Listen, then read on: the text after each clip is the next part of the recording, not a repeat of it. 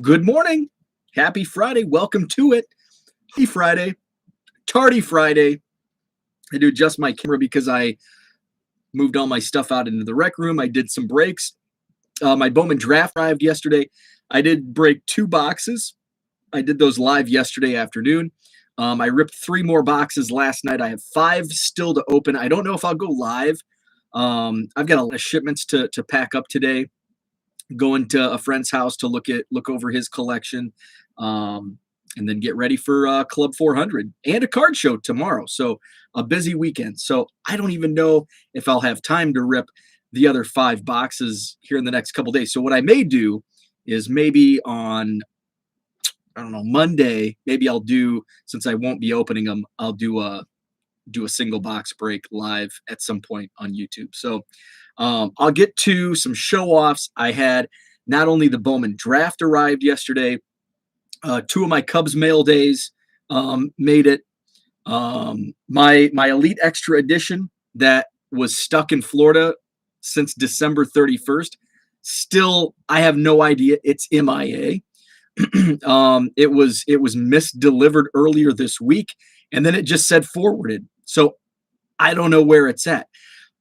I need to reach out to the seller because I had reached out earlier this week, like maybe Monday, and said, hey, this has been stuck in Florida. Can you open a missing mail claim?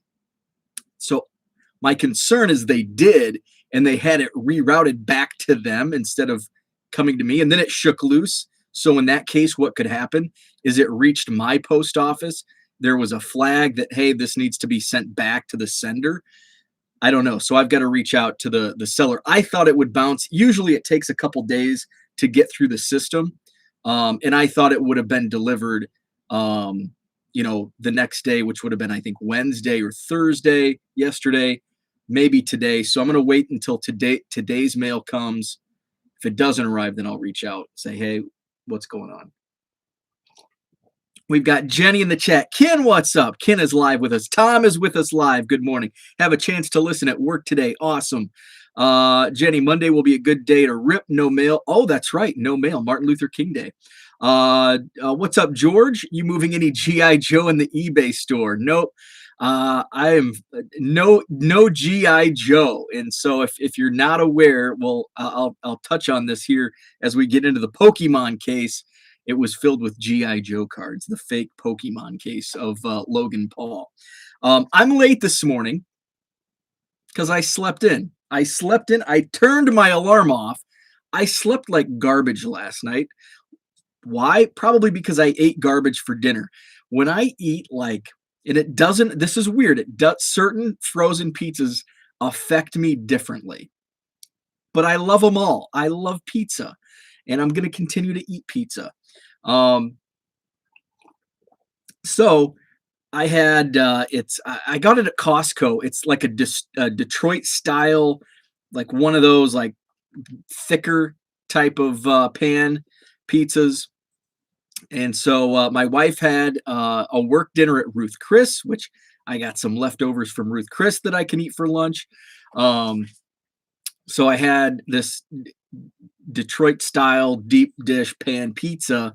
And when I eat those, like when they're full of, I think it's up here, we have a pizza called Lots of Matza. I think it's a Wisconsin pizza. The cheese state makes sense. I don't even buy it. That makes me feel like crap that I don't even buy it anymore. But it's really good. It's really, really good, but it just doesn't sit well with me. And I sleep like crap. Slept like crap last night. I kept waking up and it was like 4 a.m. And I'm like, I'm just shutting my alarm off because if I wake up at 5 or 6, I'm going to feel like crap all day and not get stuff done because I'm going to want to take a nap or something.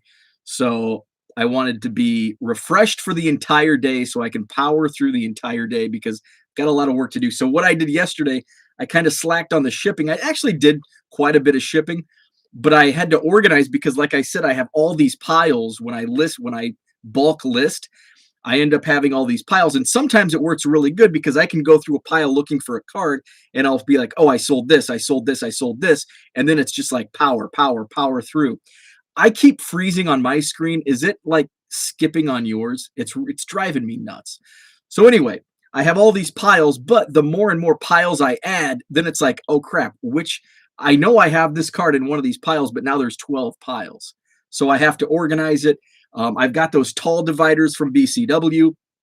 So I was able to put those in it. It's easier for me to find each slot.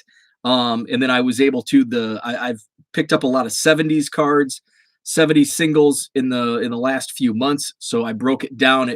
At first it was just marked 1970s, but now I've got a whole row of 1970s. So broke it down by year. Ken is off on Monday, first time ever. That's awesome. I've never had a job where I had Monday, Martin Luther King Day off. In fact, when I worked in radio, it was like double time because we had high school basketball tournaments because it's a no school day. So they had Martin Luther King tournaments in high school basketball. So I actually had to, which I love because that was my favorite part of the job, broadcasting basketball. So so I had to work like double time. I had to go in early to get my stuff done, like my daily radio duties, and then go broadcast 2 or 3 games, and then come back to the studio and do the wrap up. So it was like I was working double time on King Day. George is only awake. Oh yeah, George, you're up way late. Only awake because I drank 5 cups of coffee today because it was so damn cold and I didn't have any decaf left. Lots of matzah. Yes, so greasy. So yeah, I dabbled with it when I first moved up here. And then I realized I like literally get no sleep. Like I'm up every hour because it keeps me up for whatever reason. Probably the grease, the sodium, all of that other stuff that's bad for you. DR, what's up? Good morning, all. Hope you have a great weekend. You as well. Good morning to Andrew. No freezing here. No, it's actually been really nice here. It's only 18 right now, but it hit 40, I think, 2 days in a row this week. It felt amazing. The snow was melting. It's just a tease. We're going to get dumped on again. But it felt nice to like actually go outside. I could just walk down to the mailbox in a hoodie, didn't have to grab a coat or my gloves or my earmuffs because it's 20 below wind chill. So it was great. What's up, Diego? Friday orders for Wednesday mail days. Hey, Diego, great video yesterday. Did not check it out. I did check out Ken had a video yesterday, 1991 Peoria Chiefs set, which I grew up around Peoria. Tom, who's in the chat, he's from Peoria. So that brought back a lot of memories. I never saw that particular team in person, but I was a huge Earl Cunningham fan. I met Earl Cunningham at a card show when he played for the Peoria Chiefs. And there was Pedro Castellano was another player that was with Earl at the signed autograph signing. But I had kitchen cooked. Tom can attest to the kitchen cook goodness of those potato chips. Ken was asking on his video what kitchen cooked was. It's like the greatest potato chip ever made. They are so delicious. Pop them in the microwave for like 20 seconds. Oh, they're so good. But I think they changed the recipe recently. Like in the last couple of years, they're not like they used to be, but they're still really damn good. My mom brought like 3 bags at Christmas, and I like ate them all within 2 weeks. So good. So dang good. The 309 representing. Jenny said, I got a weighted blanket for Christmas. I've never slept through the night before. My anxiety would keep me up, my mind racing. I actually bought one of those for my wife, and she didn't like it. There's another blanket that I've heard on like podcasts advertised. It's called Chilly Sleep. So it's like you like to sleep cold, and you sleep better when it's colder.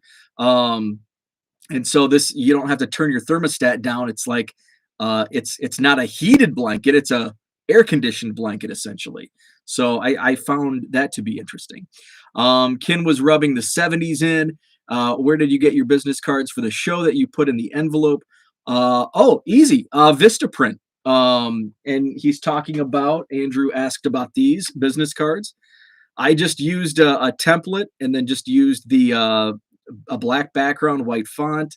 and then the Madison Card Show logo. And just I had to kind of create. I have so much information packed onto that card. But yeah, Vistaprint. They're super cheap. I think I bought man, how many did I buy? My wife questioned my sanity when the box arrived. She's like, "Those are all business cards." I'm like, "Well, yeah." I hand them. I put them all over at the card shows. I give them out at all the eBay shipments. Vistaprint, and I can't remember how much I paid for 15,000, but it was fairly reasonable. Andrew's in the 815. Now I guess I should get the wife a weighted blanket. It's a Brother QL 1100. Let's see. Also, can you send me the model of your label printer? Yep. Jenny nailed it. QL 1100 is what I use for those labels. Kitchen cooked in Prairie Farms French onion dip. Oh yeah, that's the French. I lived on that when I worked at the grocery store, worked at an IGA in my small hometown. And we would me and one of my coworkers, we would always have a bag of kitchen cooked and some of that French onion dip and snack on it throughout the day. I hated it the first week, so heavy. Maybe that's what because my wife only used it once, and she's like, I don't really like it. I don't know. I think we still have it. I don't think she returned it. But now I'm used to it and love it. I get to check out the largest collection I've ever come across. It's available tomorrow. I can't wait to hear about that. Please share. I wasn't rubbing in the 70s temps. If I was, karma would get me back when I get my booster vaccine later today. I had side effects to my booster when I received my booster vax. I felt like crap.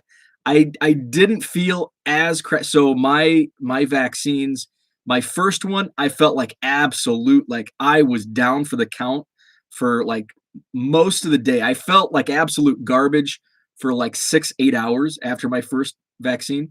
And then I was just tired the rest of the day, and then felt fine after the second day. And then the second vaccine, I had zero side effects. In fact, I felt better the next day than I did the day I got the vaccine. And then the booster vaccine was kind of in the middle. I felt like crap the rest of the day, but not as bad as after my side effects from my first.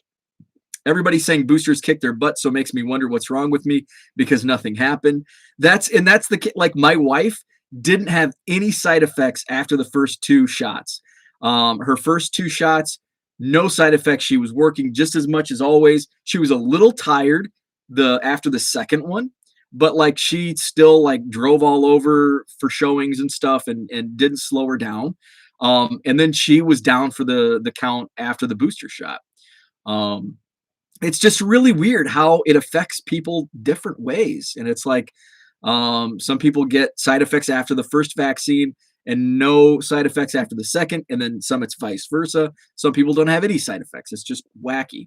I hear the more you react to the booster, the more your system is ready to fight COVID. If you get COVID, you'll probably not know it because symptoms will be nothing, but who knows? Yeah, it's wacky like that. So let's dive into what do you want to talk about first? So much happened yesterday. We can talk about Pokemon. We can talk about bad breakers, or we can talk about the good news first. I always like to save the good news. Let's get the bad news out of the way so we can end on a good note. So let's save the Bowman. I want to show off some of my Bowman hits and my Cubs vintage. So we'll save the best for last. Let's get the bad stuff out of the way first. So we'll talk about bad breakers and Logan Paul's fake Pokemon case. Diego wants to talk about bad breakers. So Backyard Breakers, I think is their name. They're out of Florida. So this was the evening news. The evening news in the hobby was these bad breakers. So what they were doing, it started out great. Hey, they're giving away boxes. So they're giving away boxes to subscribers of their Twitch channel, I think. And so they're breaking Absolute Football. It's a giveaway box. All of a sudden, they pull a really big card. And they go nuts. It's a Trevor Lawrence Gold Kaboom, which is I've seen valuations anywhere between $20,000 and $35,000. I think the $35,000 was graded PSA 9, and then I think there was a $25,000 that was raw. So it's anywhere between $20,000 and $35,000. Trevor Lawrence Gold Kaboom, numbered out of 10, like the Mr. Crop Top and Gun Show. Yeah, they look. I'm not going to comment on their appearance. Let's just keep. I'm going to keep it above board and just talk about their shadiness. So know about Logan Paul, but not the Breakers. Yeah. So they pull this Trevor Lawrence Gold Kaboom out of a giveaway box, and then all of a sudden they're like, "Well, we can't give this away." And so the crop top guy, he's like, "I'll be the bad guy." So they're like saying up front, and it's on camera. You can go. It's all over Twitter. Like they're coming out and admitting, like they're shady. Like I'm gonna be the bad guy here and say we can't give this away. So they backpedal on their giveaway, and so they keep the Trevor Lawrence Gold Kaboom. Obviously, there's a lot of they're getting a lot of feedback because they're freaking shady. They come out with a video later on and say we're gonna give $20,000 away for to I can't remember if the Boys and Girls Club, I think, of Boca Raton, Florida. Okay, that's great, but you're still freaking shady. Like you're gonna go give $20,000, you're gonna write that off, and you're gonna keep the card, and then they're like, if it sells for above 20,000. We're gonna give that away. It's like, why don't you just and crop top guy goes, be the good. Why don't you be the good and be a man of your word, right? Freaking shady. Like trying to cover your tracks by doing this. Oh, look at us. We're at the Boys and Girls Club. We gave them a big cash donation. Well, good. You're gonna write that off, and you're gonna make bank on your Trevor Lawrence. And some guy on Twitch just got shafted. You guys suck. Backyard Breakers, that's freaking shady. That is bull shit. So, Jenny says, who were they giving the cards to? Did they say pre-video?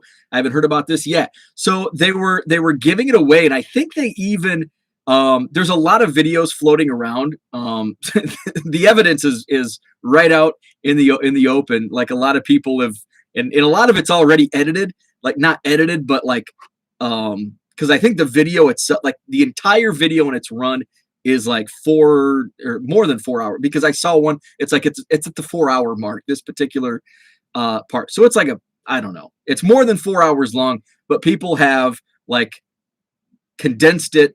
And so, okay, here's where it starts and here's where it ends. So you only have to watch 5 minutes or whatever. So yeah, the videos are out there. They did say like this is a giveaway box, and I think that G Spell was the guy's Twitch name. He was supposed to get the box. So I don't know. I didn't watch it in its entirety. I may have that on in the background as I'm shipping today, just so I can like listen in to the entire thing. I've just heard the clips. I think the guy bought into a $2,500 break and got skunked and got a shot at a free pack. That sounds right. I think it was because I heard that was part of it. Like, let's give this to the guy that got skunked. They're only giving money away because they got called out. Exactly. They weren't being the good. They were trying to cover their hides is what they were doing. Why not give the card to a subscriber who won it? Exactly. That's what they should have done. Brian, what's up? Brian made it. Be the good. LOL. Copywriting that. Be the good. I wonder if the guy that was supposed to get it can sue. That's an excellent point. That's enough. That's a valuable enough. Like that card is worth enough to where it's worth getting an attorney and moving forward with that process. You know, if it's a $500 card, you're not going to waste attorney's fees, but 20,000 plus, I'd take that up with an attorney. Absolutely. At least get advice like, hey, here's the video. Do I have a case? And I'm sure there's an attorney out there that says you absolutely have a case, and let's go. I hope the big companies see the stuff and don't allot them as much product now. Yeah, and here's the issue though. The companies that allot them product are the distributors, who are just as shady in my opinion. I'm sorry if I offend any distributor people out there, but the distributors are just doling it out to the highest bidder. Um, so I so the Fanatics thing. Oh, they're gonna push out the distributor. I don't really have a problem with that. The Breaker story would be a good storyline for The Office, absolutely. So basically, the guy got screwed twice, got skunked out of a $2,500 break, and then didn't even get the giveaway. I think they said, "Oh, we'll give him another box or something." Like they were gonna make it right. Like, "Oh, we're gonna sorry, you're not gonna get this. We promised you this. Oh, but it's worth more than what we want to give you. So we're gonna give you a pack of GI Joe cards, essentially." Um, did you discuss how I got my 1968 Nolan Ryan last night? I bet it was a hot topic. I did not. I didn't even know you got a 1968 Nolan Ryan. Do tell. I did not know that. Diego says by the time the case is settled, the card will be worth $100. If that, that's an. I'm surprised though that that card is worth that much, because Trevor Lawrence. Can you imagine that card's value if Trevor Lawrence had a good season? And I'm sure, like, based on, like, he didn't live up to the hype this year, his rookie year. But who did? Like, how many rookie quarterbacks, great rookie quarterbacks, actually did live up to their hype? Like Peyton Manning. Tom Brady wasn't hyped. Tom Brady was a backup.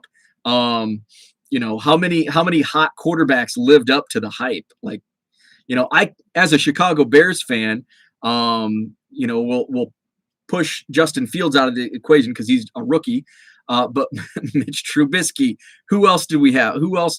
Cade McNown. I'm going way back. Cade McNown. They didn't. Who the H is Trevor Lawrence? Jenny. Trevor Lawrence is like the hottest, was the hottest quarterback in the draft, and probably the highest rated quarterback as an NFL prospect since Peyton Manning. I don't know of many other guys who were as hyped as much as Trevor Lawrence. He's the QB for the Jacksonville Jaguars. Had an okay season. And probably by rookie standards had a good season, but like he was hyped as this like the greatest ever before he took his first snap. Those guys are real American heroes. 30 plus years in the making. Surprised my tweet didn't cross your feed. I follow like 6,000 accounts on Twitter, so I miss a lot. Honestly, I think that seriously hiring up a lawyer, I will go look. I'll check it out. Honestly, I think that seriously hiring up a lawyer, those guys would just send him the card so they don't have to go to court. Most likely, a settlement. And, it would either, they've already taken a huge hit with this fiasco. They've taken a big enough black eye on this that they should just give him the card now and avoid any potential legal implications. Big League opening day and 3 first Bowman autos from 2015 dollar box. I like Trey Lance. He's from my hometown. I do too. And he was one of the hyped quarterbacks, but he didn't play much this year. I think he's going to be one of the best out of that group. Andrew Luck. Yes. Thank you, Brian. Andrew Luck was a huge hyped quarterback prospect. So yeah, Trevor Lawrence was the most hyped since Andrew Luck. And then before Luck was Manning. Good morning, Herman. What's up? So Bad Breakers, the guys down in Florida. Logan Paul. So we've heard about the fake the possibly fake Pokemon case came to light. Backstory, if you haven't heard about this, I heard that some guy reached out to Fanatics about a redemption or something Topps hadn't honored, and Fanatics said they will take care of him. Interesting. I'd like to learn more. I'd like to learn more about that. That's great. So the backstory on this, Logan Paul, we know he's if you don't know, By the way, everyone should listen to Dr. Beckett's podcast today. Definitely will do that. I need some catching up. Dr. Beckett's podcasts are only 15 minutes. When I'm doing like hardcore shipping, I like long form podcasts. So I tend to like save Dr. Beckett's podcast and like run them consecutively. That way I don't have every 15 minutes, I don't have to find something new to watch. So I like when I'm shipping, I like longer form programs and podcasts. So Logan Paul, big Pokemon collector. There's apparently, well, they thought there was only one of these cases of first edition Pokemon in existence. And Logan Paul bought it for $3.5 million from a guy in the hobby named Shine. Now, Shine and Logan Paul, they're buddies. So Logan Paul bought it $3.5 million from Shine. It was already wrapped from Baseball Card Exchange. And Baseball Card Exchange is like the only sealed wax authenticator, huge name in the hobby. When it comes to sealed wax, it's like their word is gospel. So if it has a BBCE wrapping, you know it's legit until now. So when Shine bought this case, he paid $2.7 million and it had already been wrapped. Now, Baseball Card Exchange wrapped this case in March of last year, so almost a year ago. Now, the previous owners before Shine were a card shop guy named Mealy Pops. I think his name's Jameel. Mealy Pops and some other guy. But I'm familiar with Mealy Pops, see him at the National. So that's where things get kind of shady from that point back. Now, Baseball Card Exchange doesn't have the knowledge of Pokemon. And like Steve Hart from baseball, he's admitted that. But yet sealed it anyway. And when Logan Paul paid $3.5 million, like, hey, I bought this. Some of the people, Card Kahuna, thank you, David. Card Kahuna. Card Kahuna and Mealy Pops. Logan Paul showing off. I just paid $3.5 million for this case.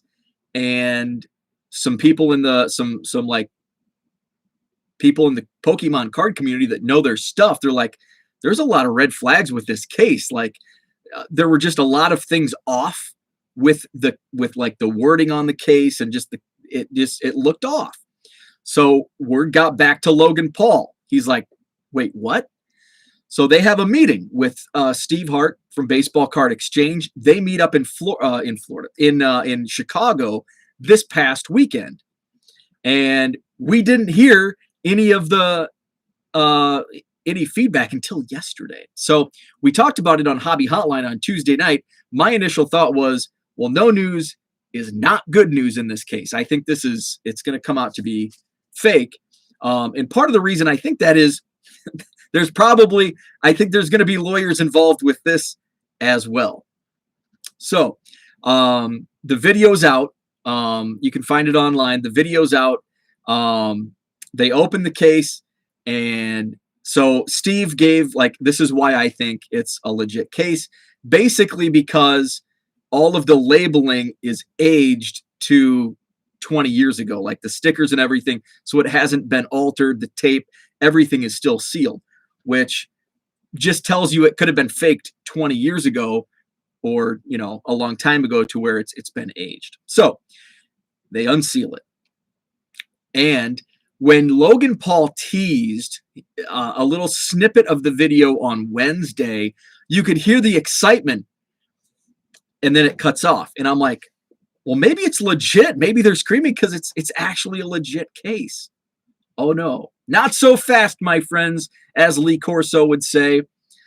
They open it up, and they are Pokemon boxes, and they've got plastic wrap on the interior boxes. But going back to Lee Corso, the plastic was a little loose. They're like, wait, this isn't right. The plastic's really loose. So they're like, well, let's open up a box. They open up a box, and it's packs of G.I. Joe. And Steve Hart says, we've been duped. They were $3.5 million. So apparently Shine refunded Logan Paul the $3.5 million. So Logan Paul's way up on this deal because he gets his money back and he's getting all of this media attention and he's got all the YouTube revenue that everybody's going to be watching this video. He's making bank on this. Apparently, allegedly, Card Kahuna and Mealy Pops have gone silent. And so Shine right now is out his $2.7 million. So it'll be interesting to see how this plays out as well. So Baseball Card Exchange came out yesterday. They said we will, we're going to tighten up our ship here, and we're not going to authenticate Pokemon and Yu-Gi-Oh! They shouldn't have done it in the first place. So that's a black eye. Like that's a very poor choice that Baseball Card Exchange made in authenticating this case. Will they recover? Yes, but it's a really big bad black eye because now, even though it's Pokemon, they didn't have that. They have the experience and they're tops in the game when it comes to sports cards. It still makes you wonder. Before, it's like, oh, that's legit. That's legit. That's legit. It's got the Baseball Card Exchange seal. That's legit. Now it brings into question, is it? How do we know? So it'll be interesting. So, a good move after the fact of not authenticating Pokemon and Yu-Gi-Oh! Let's see. Low Roller Scratcher says, do you think the IRS goes after the breakers since they're going to earn $20,000 in football cards? It will be tax evasion. Well, they're breakers, so they're paying their taxes. When you're doing that much online, all of that's tracked, and if they weren't paying their taxes, they would have already been looked at. So, and I honestly really don't care what other people do when it comes to taxes. If they pay them, good, they're doing right. If they're trying to evade paying taxes, well, it'll catch up to them eventually, and really it has no bearing on my day-to-day. So I don't buy boxes or cases nowadays. Do they come with tamper-proofing? So DR brings up a great point. Back in the day, so back then, there was not as much markings on cases. Now, within the last 20 years, we've seen what, prices have exploded on sealed wax and sealed cases. Now, the companies are doing more to prevent these types of things from happening. So now, yes, they do come with different types of I don't know, tamper proofing, but there's kind of some safeguards in place. I'm just thinking about having $3.5 million to spend on anything, aren't we all? And David says, I've heard that BBCE doesn't authenticate wax newer than 1992. Perhaps that's just individual boxes, but they do sealed cases newer than that. Just odd, the Pokemon case was 99. Yeah, I think the Pokemon case was first edition, which I believe was late 90s. Karma hit Logan Paul since he promoting Emacs crypto scam. Let's see. I didn't think I could be less interested in anything than Project 70 2020, but here we are. The color was off. Yeah, there were a couple different things, as the color was off. George mentions there was a couple different things that somebody or some people in the Pokemon community noticed right away. The G.I. Joe, yeah. Wah, wah. We're legit going to see. We have. I saw people, I didn't look myself, but I saw people posting like screenshots of eBay sales on G.I. Joe. They did spike yesterday. My friend is a regular customer at Mealy Pop's shop, and he said that Mealy is refunding his proceeds through his attorney. Okay. So I did hear they lawyered up, which can be good, can be bad. Kind of depends. And I think Mealy Pops I think his portion now sounds silly.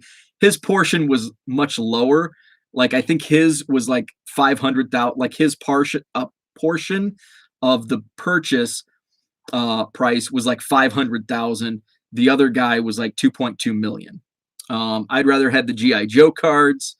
I would at least, not knowing, Herman, I'm with you, not knowing the value. If all things were equal and they were both worthless, give me the GI Joe all day. I don't know anything about Pokemon, and I don't care to want to know anything about Pokemon. So all things being equal, if they had equal value, GI Joe cards 10 out of 10. Knowing the value, give me the Pokemon cards 10 out of 10, because I'm just going to flip them and buy Cubs cards. How do you think this impacts the resale marketplace for unopened wax for folks that are sitting on boxes of Bowman? I don't know if that's tongue in cheek or if it's a legit question. I think it impacts more. It impacts probably the older and more rare wax that's been sealed by Baseball Card Exchange. I think there's that thought is in there. I think if it's a box of 2020 Bowman, I don't think you're going to have an issue. But if it's, I think once you get to high end, when you $3.5 million, 86 Fleer basketball, I think I think there's probably going to be additional safeguards before people purchase, because this has all come to light. I'm either underpricing Griffey Juniors or they are straight hot on eBay. I move Griffey's fairly well. I price most of mine at $150. And they move, like, they don't move like fast, but they move. I like Pokemon. I was looking at my collection today. A lot of unopened goes to the seller guy sitting on it. Example, I'll buy anything from Bo all day long, no question, because he's legit. I won't buy from that Trevor Lawrence breaker. Absolutely. And that's another thing, like now. So now we have safeguards on like cases, but buying Bowman on the secondary market, I would not do that, because the boxes, you can weigh the boxes, and it's not just baseball and Bowman. It's I know there's some like Pokemon. We had a situation at the card show several months ago last summer where I was talking to a Pokemon seller, and they said that the dollar packs from like the dollar store, Dollar Tree, Dollar General, I think there were holograms or hollows or something, like you could tell based on the weight. And so they like did not buy secondary packs from Dollar Tree or wherever because they can be weighed. And I think they learned that the hard way. They bought like 100 on the secondary market and didn't pull a hollow when I think the odds were like 1 in 6 packs or something, or 1 in 10 packs. So the only thing we need to know about Pokemon moving forward is we should never spend $3.5 million. Absolutely. Yo, OG card scammer sends warmest aloha and happy new year. Go Mariners. Griffey. DR, I promise you I'll never spend $3 million on Pokemon. I just meant folks who are sitting on recent product. No offense meant at all to you person. Oh no, none taken. I didn't know if that was a tongue-in-cheek comment. I think this particular story is going to impact the high-end rare stuff more than anything else. I don't think it's going to affect your day-to-day Topps flagship, Bowman, anything like that. I think that is going to be most impacted by just how the companies produce the boxes, because they can be weighed. And, if there's a hit, I think it's heavier than not. There are 12 heavies in a box of first series Pokemon boxes. Jenny, what's your eBay? I'm Ken Griffey Jr. buyer all day, every day. So let's talk good. So we've talked 2 bad stories in the hobby. This isn't a hobby. Well, this is just, it was a good day for me because I got some cards. So my Bowman Draft light boxes arrived. They were stuck in transit for a couple days. So I opened 5 boxes first off. And I've got the Fujitsu ScanSnap SV600, the overhead scanner. I haven't tested it out yet, but I think the first thing I scan is going to be a Ray Wave. It doesn't do justice. I posted a picture of this same Adley Rushman on Twitter, but it doesn't pop on video as much as it does on camera. So I'm gonna scan Bo's favorite set of the year. So awesome. So Bowman Draft Light, and Ken says my favorite set of the year.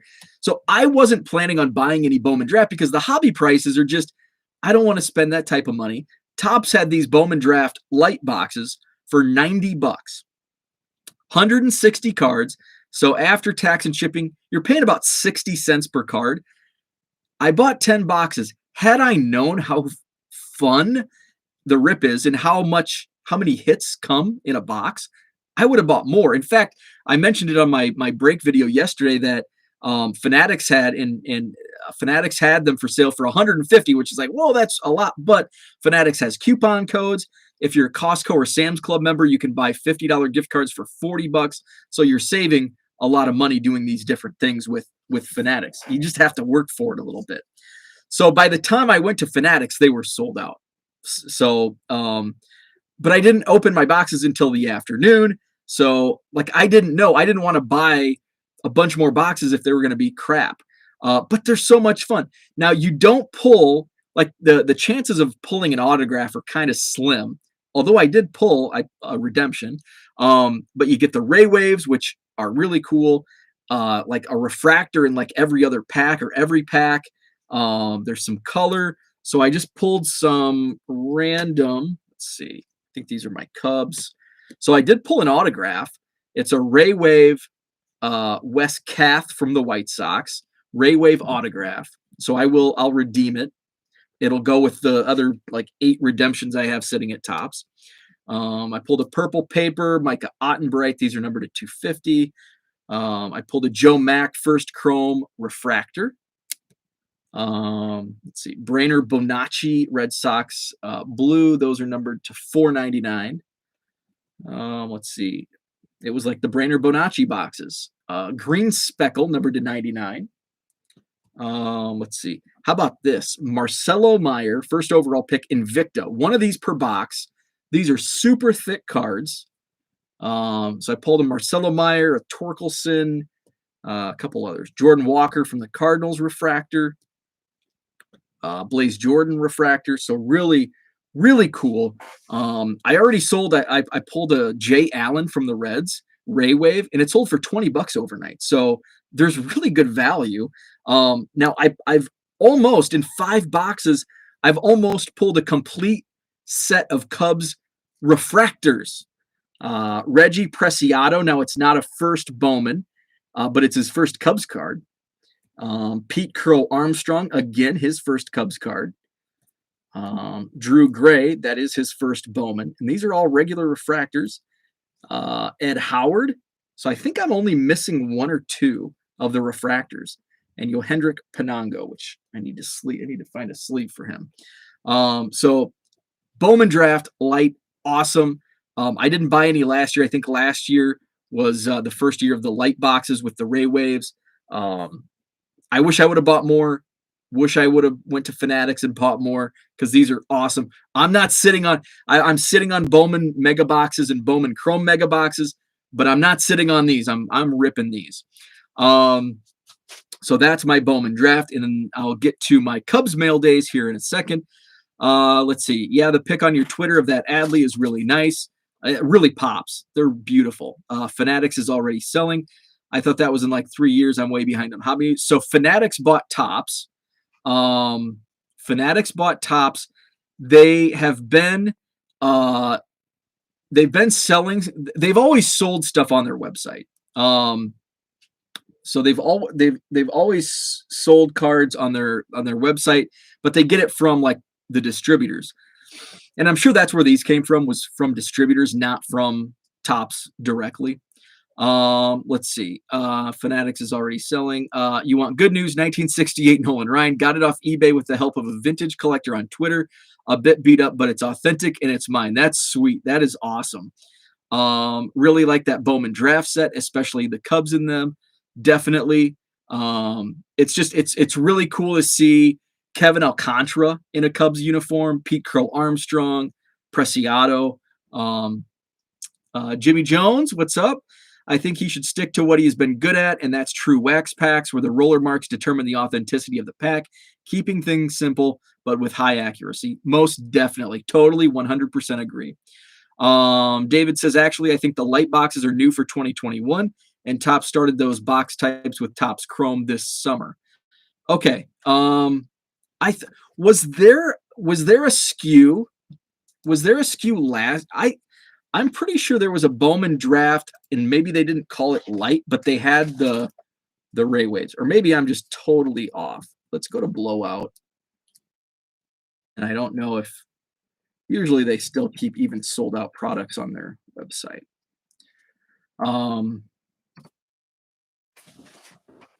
Let's see. Oh, I've got piles spilling everywhere. So also arriving, and these arrived on time, didn't have to wait too long. These were from Christmas gift cards that, and I still have some Christmas money on eBay gift cards to go shopping. I'm just kind of holding up. Well, first off, I'm holding off for another 5% or 8% eBay bucks a day. There was one a few weeks ago or a couple weeks ago, but I just page unresponsive, stupid computer.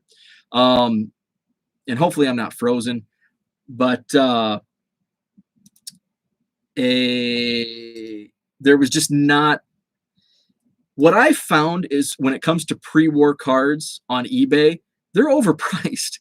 Like I go to card shows and it's like, holy crap. Like this same card is twice or 3 times as much on eBay than what I can get at a card show, which usually it's the other way around.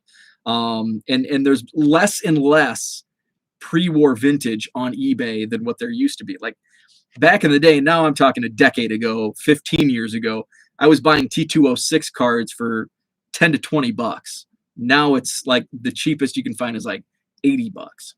I can still find them for like 20 or 30 at card shows, but you know, you've got to find those dealers. They're not as common as they once were. Let's see. So 2020 Bowman Draft, a jumbo box, super jumbo. We got 7. So yeah, so Bowman Draft that's first edition. So yeah, so there was not a Bowman Draft light last year. So maybe I'm thinking of that. What'd you say, Topps Chrome? Maybe I'm thinking of Topps Chrome that they introduced in the summer. I'm so excited for card show tomorrow. Haven't been to one since December 5th. That's awesome. I'm hitting up a card show in Woodstock, Illinois. It's the first time I've been to this particular show. So we'll see what I can pick up. So before I going on an hour, there was a lot going on. Yes, it was a busy day in the hobby. So this is a 1947 Tip Top Bread Johnny Schmitz. What I like best is the back.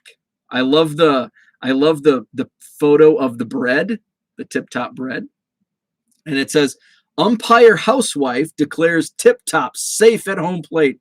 Tip Top scores with everybody." I love old advertisements like that. And then we've got, and this is in beautiful condition, 1912 T202, the Hassan Trifold. I've got 3 others of these that I picked up. 2 of them I picked up at the National. This is Jimmy Archer and Ed Rulbach are the portraits, and then in the middle is Johnny Evers. So this will go into I'm actually going to send this off to SGC eventually when I do a submission. But this is probably my favorite vintage set, the Hassan Trifolds from 1912. Very cool cards. So that was my Mailday. I'm still waiting on my Elite Extra Edition that's been lost in the mail.